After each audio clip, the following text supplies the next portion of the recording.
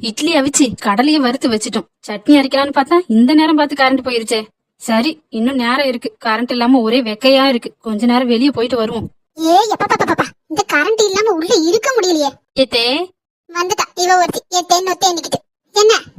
ஏத்தே காலையிலே கரண்ட் இல்ல பாத்தீங்களா? உள்ள ஒரே வெக்கையா இருக்கு. நான் கொஞ்சம் வெளியே போயிட்டு வரத்தே. ஆமா, கரண்ட் இல்லையா? உடனே உனக்கு ஒரு சாக்கு கிடைச்சிட்டு ஊர் ஊரா போய் சுத்துறதுக்கு. ஏத்தே அப்படியெல்லாம் இல்லத்தே. வெளியே கொஞ்சம் மரம் இருக்கு பாத்தீங்களா? கொஞ்சம் காத்து வரும், அதான் தே. சரி பாப்பா, போயிட்டே சீக்கிரமா. என்ன ஆச்சு இந்த மாமியாருக்கு?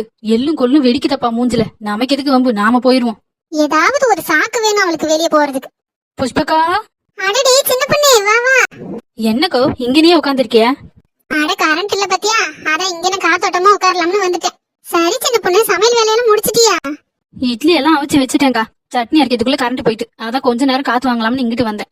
சின்ன பொண்ணு, நான் சாம்பார் தான் வச்சிருக்கேன், கொஞ்சம் வேணா தாரேன், கொண்டு போறியா?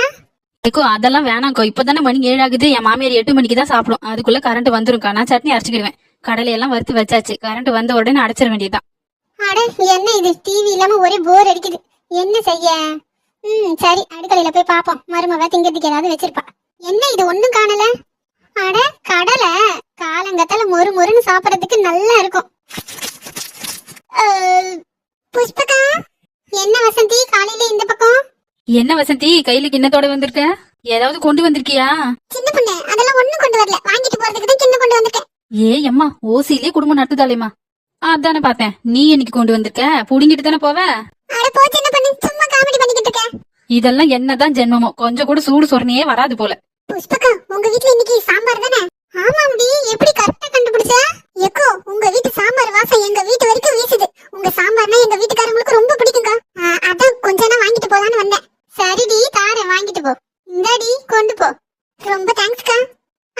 இருக்கட்டும். என்ன சின்ன, காலையில வேலை ஒண்ணும் இல்லையோ, இங்க வந்து உட்கார்ந்திருக்க? உனக்கு என்ன, ஓசியிலே எல்லாத்தையும் வாங்கிட்டு போயிருவேன். நாங்க அப்படியா? அதான் நீ வந்த வேலை முடிஞ்சிருச்சுல்ல, கிளம்பு. அப்புறம் என்ன, காத்து வரட்டும்.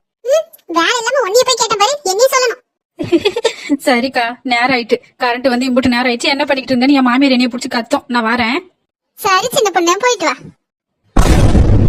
என்ன இது, கடலையை வறுத்து இங்க தானே வச்சிருந்தோம், காணல. எல்லா இடத்துலயும் தேடி பார்த்தியாச்சு. சரி, அத்தை கிட்ட கேட்டு பாப்போம். ஒருவேளை அவங்க எங்கேயாவது எடுத்து வச்சிருப்பாங்க.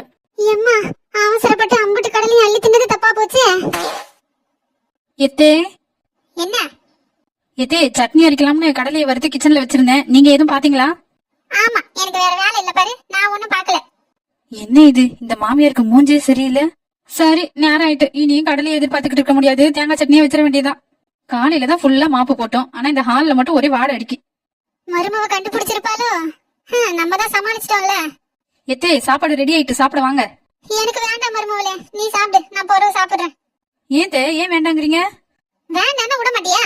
போய் நீ மட்டும் சாப்பிடு. என்ன ஆச்சு இந்த மாமியாருக்கு? ஐயோ, மறுபடியுமா? என்ன வாடை அடிக்கி? ஓஹோ, இப்பதானே புரியுது கடலை எங்க போச்சுன்னு.